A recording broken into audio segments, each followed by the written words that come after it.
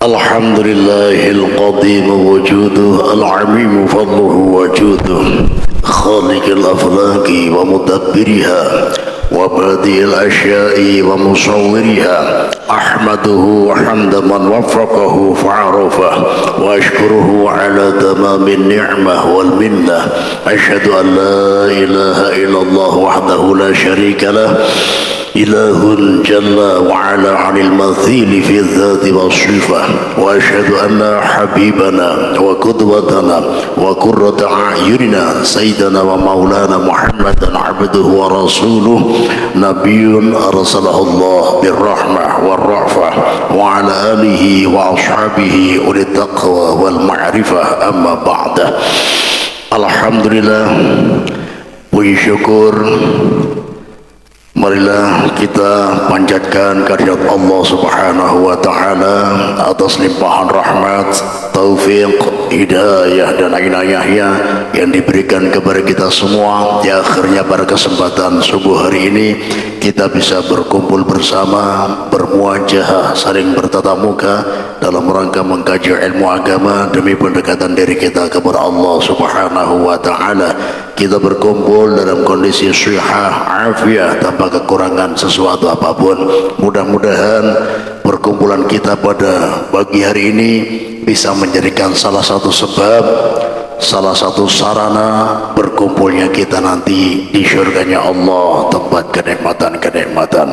Amin amin ya rabbal alamin. Salawat dan salam marilah kita aturkan ke junjungan kita Nabi besar Muhammad sallallahu alaihi wasallam beserta para keluarganya, para sahabatnya dan para pengikutnya sampai akhir zaman. Alhamdulillah, marilah kita lanjutkan ta'lim wa ta'alum kita, qiraah ta'alum sirah, belajar sirah an-nabawiyah, biografi sepak terjangnya Rasulullah sallallahu alaihi wasallam. Awalan qabla risalah wan nubuwah. Yang pertama yaitu pembahasan sebelum beliau menjadi rasul dan sebelum menjadi nabi. Al-awwal, adapun yang pertama itu zikru sardin nasabi az-zaki, yaitu menyebutkan asal usul atau nasab Rasulullah yang mulia. Qala Abu Muhammad Abdul Malik ibnu Hisham an-Nahwi. Qala berkata si Abu Muhammad Abdul Malik ibnu Hisham an-Nahwi, yang disebut dengan Imam Ibnu Hisham, pengarang sirah yang kita pelajari saat ini. Hadza kitabu sirati Rasulillah sallallahu alaihi wa alihi wasallam. Hadza, adapun ini kitab, itu kitabu sirati Rasulillah sallallahu alaihi wasallam, kitab sejarah sepak terjang biografinya Rasulullah sallallahu alaihi wasallam. Sallallahu, mudah-mudahan memberi rahmat ta'zim siapa Allah alaihi atas Nabi Muhammad wa alihi, dan atas keluarga Nabi Muhammad wasallama, dan mudah-mudahan memberikan salam sejahtera siapa Allah kepada Nabi Muhammad. Muhammad ibn Abdillah, Muhammad yaitu Nabi Muhammad sallallahu alaihi wasallam ibni Abdillah, yang menjadi putranya Abdullah, ibni Abdil Muttalib, yang menjadi putranya Abdul Muttalib. Wasmu Abdul Muttalib, sedangkan adapun nama dari Abdul Muttalib itu adalah Syaibatu ibnu Hashimin, Syaibah bin Hashim. Wasmu Hashimin Amr bin Abdi Manaf, sedangkan namanya Hashim, ya, Sayyid Hashim itu Umar bin Abdi Manaf.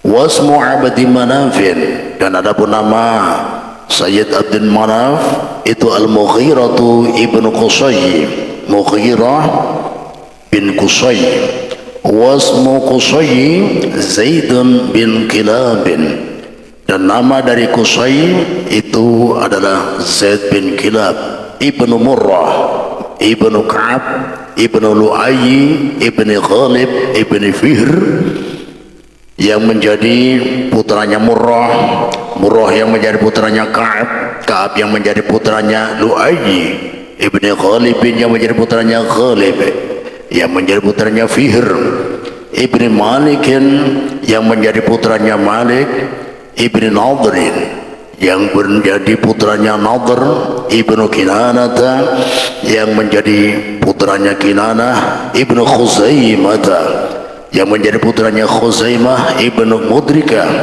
yang menjadi putranya Mudrika, wasmu Mudrika Amir ibnu Ilyas, dan nama dari Sayyid Mudrika adalah Amir bin Ilyas ibnu Mudhar, dan yang menjadi putranya Mudhar ibnu Nizar yang menjadi putranya Nizar ibnu Mu'ad ibn Adnan yang menjadi putranya Mu'ad, Mu'ad menjadi putranya Adnan. Jadi silsilah nasab Rasulullah SAW yang disepakati ulama ahli sirah ini dari ayahanda beliau Sayyid Abdullah sampai Sayyid Adnan sepakat. Kemudian ada kelompok ulama yang kedua dari Sayyid Abdullah sampai Nabi Ibrahim. Kemudian ada kelompok yang ketiga dari Sayyid Abdullah sampai Nabi Nuh, bahkan sampai Nabi Adam alaihissalam. Ini nasab. Jadi kita baca tabarukan, mengambil berkah dari sosok nenek moyang beliau.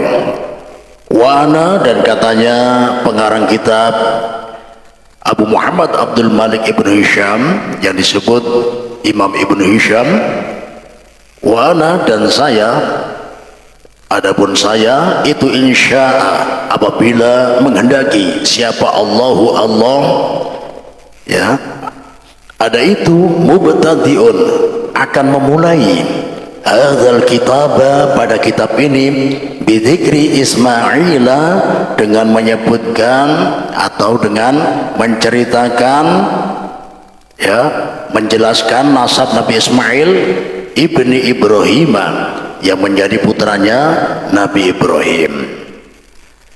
Wa man walada Rasulullah sallallahu alaihi wasallam min waladih. Jadi Imam Ibnu Hisham beliau menyebutkan nasab yang dari arah Nabi Ismail, ya. Karena Nabi Ibrahim mempunyai dua istri. Yang pertama Sayyidah Sarah. Sayyidah Sarah ini luar biasa, bungas banar, ya, bahasa Spanyolnya bungasnya liwar, ya, melampaui batas, ya. Saking bungasnya, saking cantiknya, sampai-sampai ada Raja Mesir saat itu, ya, sebagai riwayat, bukan Fir'aun, ya, pokoknya Raja Mesir di masanya Nabi Ibrahim, karena beliau tinggal di Palestina, sesekali pas paceklik pindah ke Mesir, dan Raja Mesir saat itu adalah seorang raja yang punya kelainan. Apa kelainannya? Suka merampas istri orang. Nah, dia, jadi kefahamannya kalau wanita dinikahi seorang laki-laki berarti dia punya keistimewaan, makanya dia lebih tertarik dengan istri orang yang cantik, gadis cantik yang sudah dinikahi orang. Kalau masih perawan ting-ting, nah, beliau kada hendak, tidak tertarik. Nah, ini, ya, makanya termasuk kelainan, ya. Jadi dicarikan pasukannya, istilahnya ababil, ABG yang masih labil ya, yang bungas-bungas. Nah ini ya, gampangannya masih hanya lulus SMA kalau kelas di kalangan kita umur 18 tahunan ya, ditawarkan yang bungas-bungas, ternyata kada tertarik. Tapi ketika ada lakian bawa bininya nang bungas, wah tertarik, langsung dirampas. Nah ini ya, nah, makanya ketika Nabi Ibrahim lewat Mesir tersebut, ditanya oleh penjaga, karena luar biasa Sayyidatina Sarah ya, mukanya glowing ya, luar biasa bungasnya ya. Jadi ketika ditanya man hadhihi, siapa wanita ini, Nabi Ibrahim menjawab hadhihi ukhti, ini adalah saudariku. Ini ya, jadi padahal aslinya adalah istri beliau, yang seharusnya bahasa Arabnya adalah hadhihi zaujati, ini adalah istri saya. Tapi kalau Nabi Ibrahim bilang hadhihi zaujati, ini istri saya, pasti dirampas. Karena rajanya ini punya kelainan. Jadi ngakunya hadhihi ukhti, ini adalah saudariku. Dan Nabi Ibrahim tidak berbohong, karena maksud beliau ini dalam istilah agama kita namanya tauriyah. Tauriyah ini menyalahfahamkan orang yang diajak bicara. Jadi beberapa kali beliau, ketika beliau habis menghancurkan patung juga ya, disisakan patung Nangganal ya, yang paling besar, kapaknya dikalungkan ya. Ketika pasukan Raja Namrud ya dengar kabar ini, langsung mereka, siapa yang berani menghancurkan Tuhan-Tuhan kita ini? Sepertinya yang tidak suka sama Tuhan kita, pemuda yang namanya Ibrahim, langsung dipanggil. Apakah engkau yang menghancurkan ini semua? Apa jawaban Nabi Ibrahim? Bal fa'alahu kabiruhum ya, yang melakukan ini semua adalah yang paling besar di antara mereka. Jadi orang yang diajak bicara berkefahaman bahwa yang melakukan ini semua adalah patung yang paling besar. Ternyata mereka pun menurut akal tidak masuk akal, tidak mungkin. Kenapa? Dia ini tidak bisa bergerak, kok bisa menghancurkan? Dia ini tidak bisa membahayakan, tidak bisa memberi manfaat, tidak mungkin menghancurkan. Nabi Ibrahim tinggal bilang, sudah tahu tidak bisa apa-apa, tidak bisa memberi madorot, memberi bahaya, tidak bisa memberi manfaat, kenapa masih disembah? Wih, kami ini mucil langsung ya, tetap ditaruh di Manjanek, ditaruh di tempat rudal, kemudian dijadikan peluru, ditembakkan ke api unggun setelah dibikin perapian. Nah itu ya, jadi maksudnya di saat itu apakah Nabi Ibrahim berbohong? Tidak, beliau melakukan tauriyah, menyalahfahamkan orang yang diajak bicara ya. Beliau menjawab bal fa'alahu kabiruhum, yang melakukan adalah yang paling besar di antara mereka. Maksud beliau adalah orang yang paling besar di kalangan kaum adalah nabi mereka. Saat itu nabinya adalah Nabi Ibrahim. Jadi maksudnya yang melakukan aku, cuma tidak terus terang. Nah ini ya, menyalahfahamkan yang diajak bicara ya. Bukan salah Nabi Ibrahim, tapi salah yang diajak bicara. Kenapa Bungul bin Tambuk bin Goblok? Nah ini ya, salahnya sendiri istilahnya ya. Sama ketika membawa istri beliau ya, hadi ukhti, ini adalah saudariku, padahal istri beliau menyalahfahamkan orang yang diajak bicara.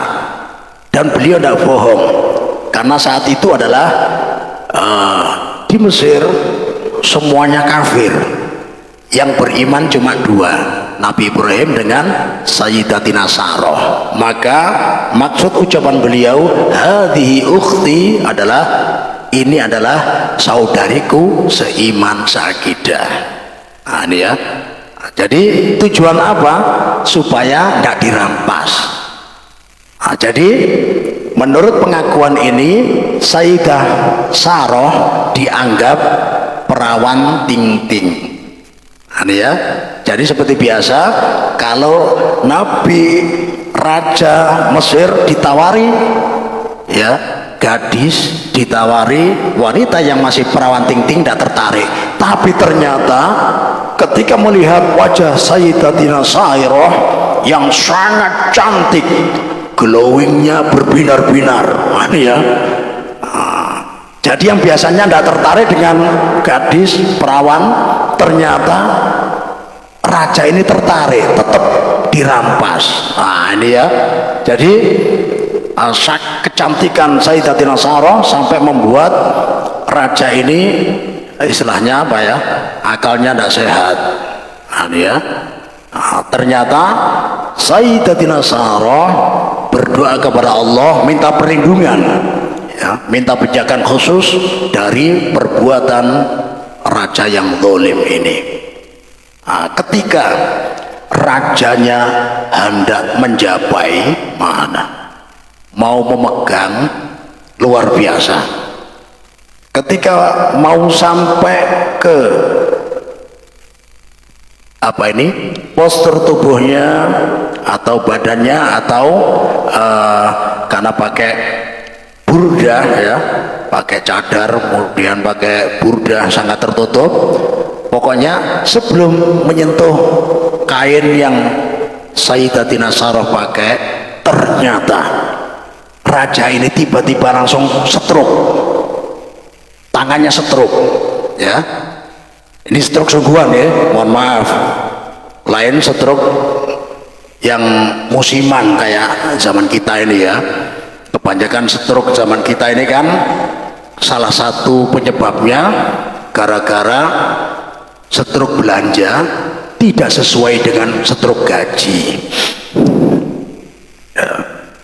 Stroke gaji 2 juta ya, pas belanja 5 juta ya, tiap bulan tekor. Nah, ini yang bikin stroke dini ya.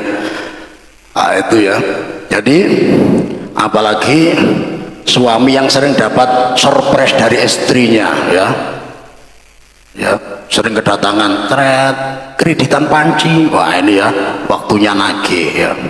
Ya kalau zaman sekarang COD, wah ini ya istrinya yang pesen, yang bayar suaminya. Ini juga bikin stroke dini ya.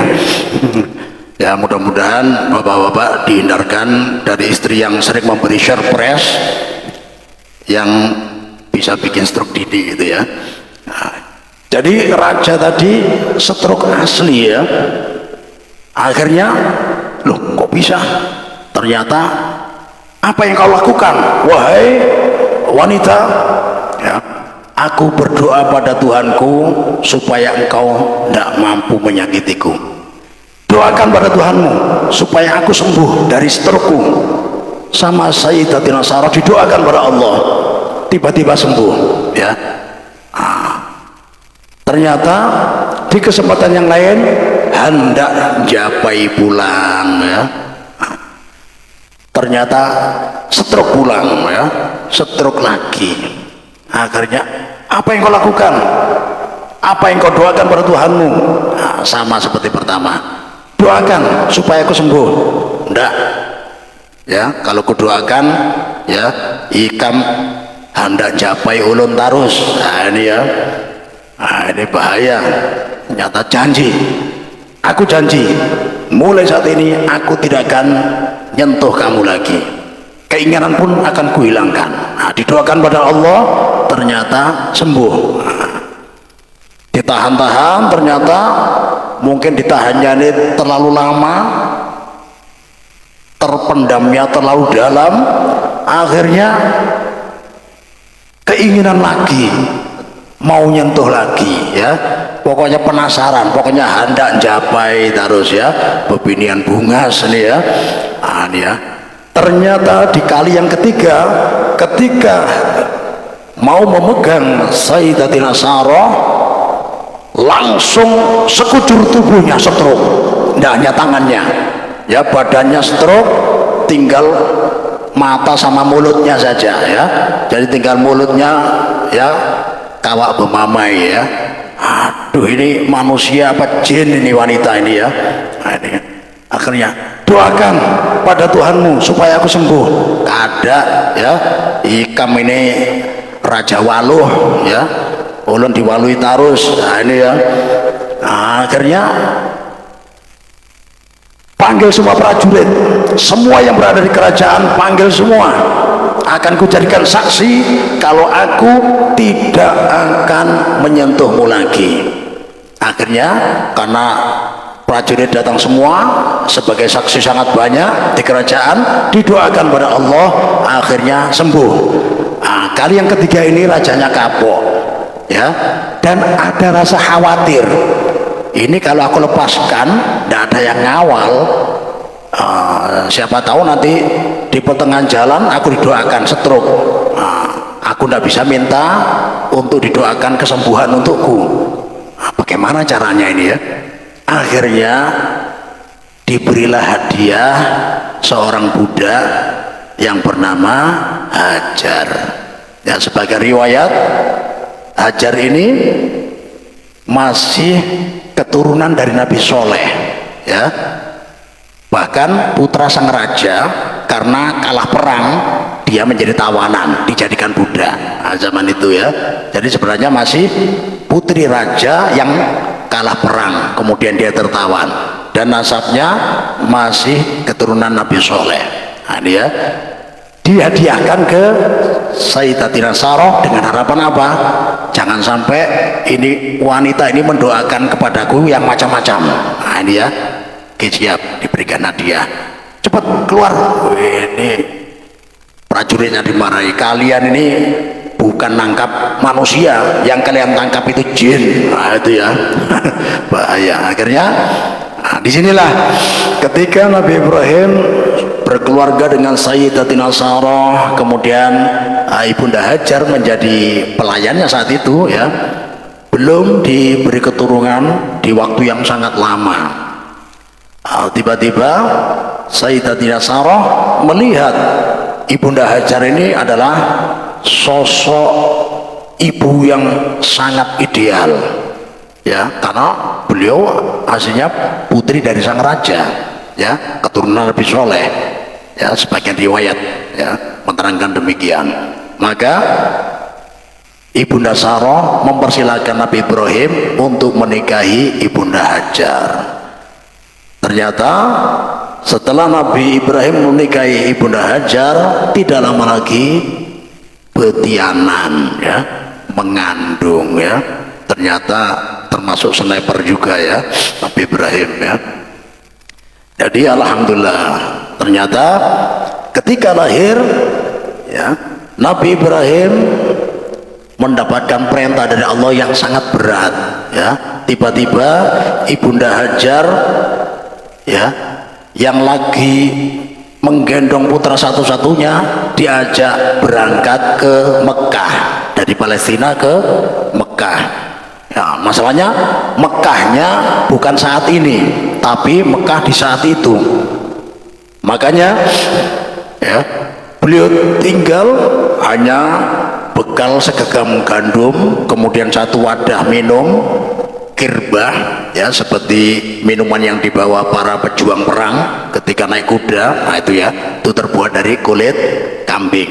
Kalau air dimasukkan di wadah kulit kambing tadi, itu menjadi kulkas alami ya, terasa dingin ya.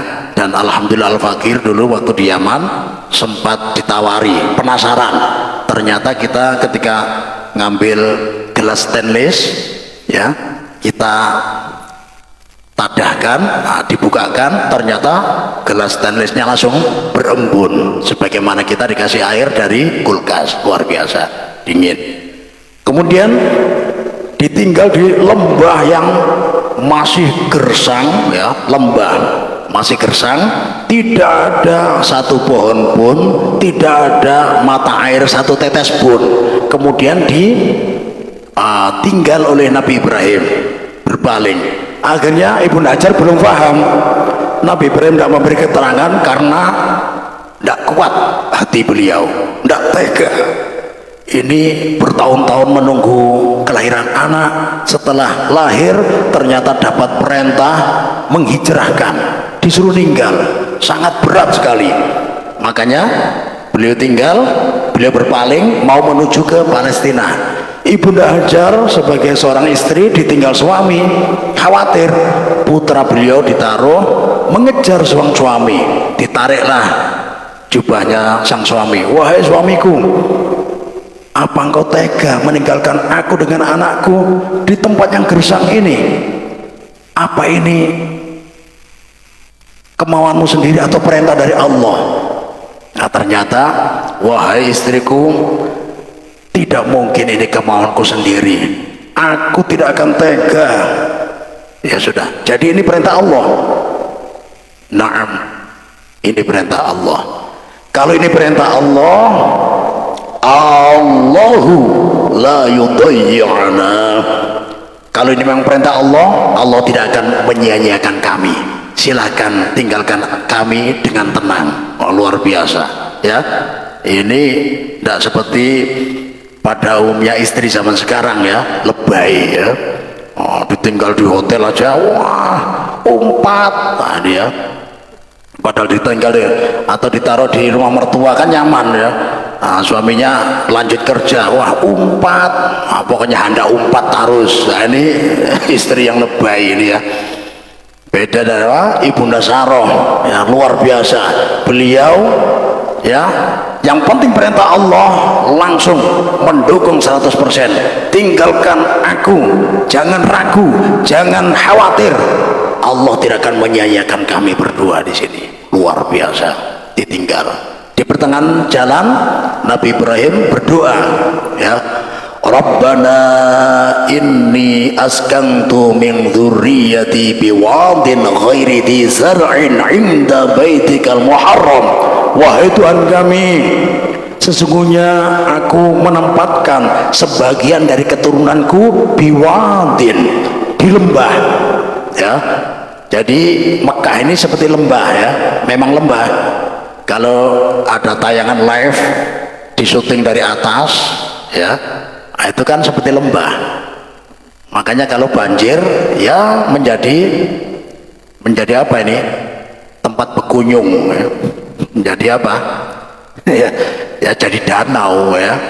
Ini, ya, sama dengan di Hadramaut, makanya disebut Wadil Ahqaf, lembah Ahqaf. Nah, jadi dikelilingi bukit-bukit, ya, seperti inilah bukitnya, ya. Misalkan di sini lembahnya, bukitnya seperti ini. Nah, persis seperti ini, ya. Jadi di atasnya ada garis. Nah, ini kan ada garis warna apa ini? Jingga.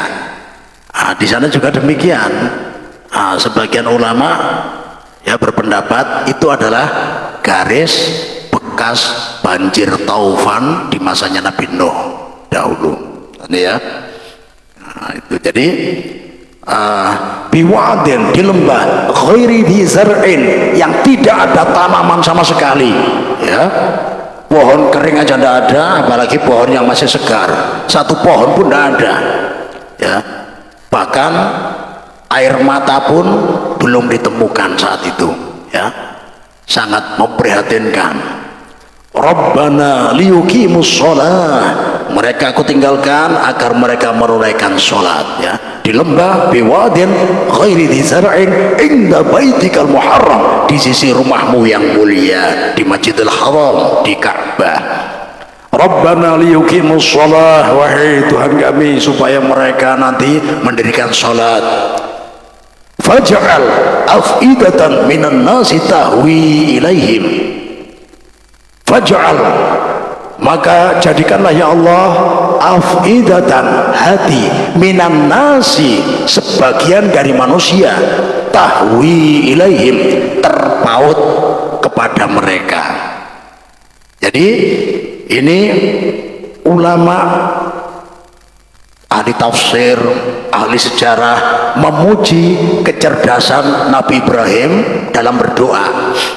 Jadi dalam lafadznya di sini faj'al af'idatan minan nasi, ada huruf mim nun.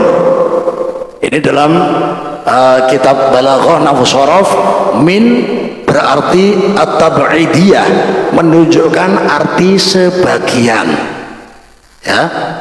Jadi di sini kenapa dipuji oleh ulama ahli tafsir, ahli sirah? Nah, karena dengan lafadz min ini ya luar biasa. Karena kenyataannya doa ini dijabai oleh Allah. Kalau seumpamanya doanya tadi tidak ada huruf minnya, aslinya kan faj'al af'idatan minan nasi, misalkan huruf minnya dihilangkan, misalkan faj'al af'idatan nasi, ya Allah jadikanlah hati-hati manusia, jadi semua manusia tahwi ilaihim, terpaut kepada keluargaku. Jadi kalau ini dijabai oleh Allah, semua manusia semuanya tinggal di Mekah, Samarinda kosong ya, apalagi Jalan Merdeka ya kosong ya, Jawa kosong, Banjar kosong, Solo kosong, Sulawesi ya, jadi kosong seberataan ya, semuanya ke Mekah. Untungnya doanya ada minnya, sebagian dari manusia terpaut, jadi hanya sebagian yang terpaut untuk tinggal di Mekah. Kabilah pertama yang terpaut adalah kabilah Jurhum yang datang berdagang dari Yaman ya, habis kena musibah kemudian pindah. Jadi pindah ini membawa semua hartanya, memang niat pindah sudah, tidak hanya berdagang sementara, tidak, tapi semua hartanya dibawa. Nah, ketika melihat ada burung yang menunjukkan di bawahnya ada air, burung seriti, burung walet, nah ini ya, maka pedagang ini melihat, oh, itu ada kerumunan burung, berarti di bawah ada airnya. Ketika didatangi ternyata ada air Zam-Zam. Disinilah barter. Ibunda Hajar ya punya air Zam-Zam, para pedagang punya gandum, punya ternak ya, kambing onta. Ketika mereka memerlukan air, nah, tukar gandum ya, memerlukan air banyak tukar kambing. Nah, di sini barter, akhirnya mereka betah menjadi penduduk Mekah. Nah, ini ya luar biasa. Doa selanjutnya, warzuqhum minas samarat, warzuq, berilah rizki ya Allah untuk mereka minas samarati, dari buah-buahan. Jadi dipuji lagi Nabi Ibrahim oleh ahli tafsir dan ahli sejarah. Sangat cerdas sekali Nabi Ibrahim ketika berdoa untuk kemaslahatan keturunannya yang di Mekah. Beliau minta, ya Allah berilah rizki buah-buahan, cukup buahnya saja, tidak perlu pohonnya. Makanya tidak ada di sana pohon jeruk ya, pohon pohon katapi, apalagi katapi ya, pohon langsat, pohon durian, tidak ada ya. Yang ada buah-buah yang terbaik dikirim ke sana, buahnya saja ya. Nah, makanya banyak ini karena doa Nabi Ibrahim diijabai oleh Allah Subhanahu wa taala. Tidak usah pohonnya biar ditanam di Indonesia, di Thailand ya, di New Zealand ya. Makanya kasihan anak petani buah kok badannya kutilang, kurus tinggi tinggal tulang, memprihatinkan ya. Nah, kalau kutilang kurus tinggi langsing, nah ini menarik ya. Ini kutilang kurus tinggi tinggal tulang. Loh, kan bapaknya ini petani buah hektaran. Masalahnya sekali panen diborongkan, semua buahnya diambil, disisakan pohon sama daunnya, makanya anak-anaknya kurang gizi. Ya, makanya untuk apa pohon sama daun ya, pinternya Nabi Ibrahim buahnya saja. Nah, jadi hasil terbaik dari buah-buah di seluruh dunia dikirim ke Mekah. Makanya setiap kontainer ada tempelannya made in New Zealand ya. Iftah, buka. Ketika dibuka, apel habang-habang. Wah, ini ya dari New Zealand. Nah, luar biasa ya. Kemudian made in Thailand, buka. Iftah, benar ya. Semangka yang besar-besar itu, wah. Sebelahnya lagi, oh masih made in Thailand, dibuka. Durian muntung. Nah, ini ya mantep ya. Pokoknya dari berbagai negara ada 1 kontainer 2 kontainer. Terakhir pengiriman terbanyak dari Indonesia 10 kontainer, made in Indonesia semua. Wah, ini luar biasa ini. Jadi harus jadi surprise untuk kita ya. Jadi ini penjaga setiap pintu kontainer ada 1 orang, 10 orang siap kita buka sama-sama biar menjadi surprise untuk kita ya. Wahid isnen salasa, 1 2 3 iftah, buka. Belum cangang seberataan, isinya TKW seberataan ya. Nah, ini bedai doa Nabi Ibrahim ya, terlalu kreatif ya. Ya, semua negara ngirim buah, Indonesia ngirim TKW 10 kontainer ya. Ya, mahal apa ini ya? Aina samrah, mana buahnya? Ternyata pinter juga ini penerjemahnya. Ya Saidi. TKW ini kabarnya masing-masing bawa buah. Ya. Aina di mana? Ya cari sendiri ya. Yang penting TKW-nya bawa buah masing-masing. Nah, ini tidak mau kalah ya. Nah, ini nasab dari Nabi Ibrahim ya.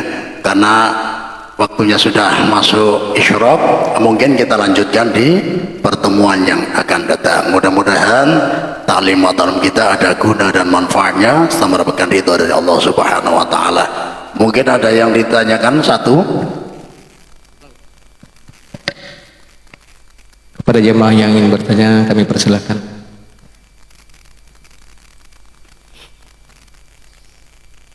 Sudah isyraq, Pak.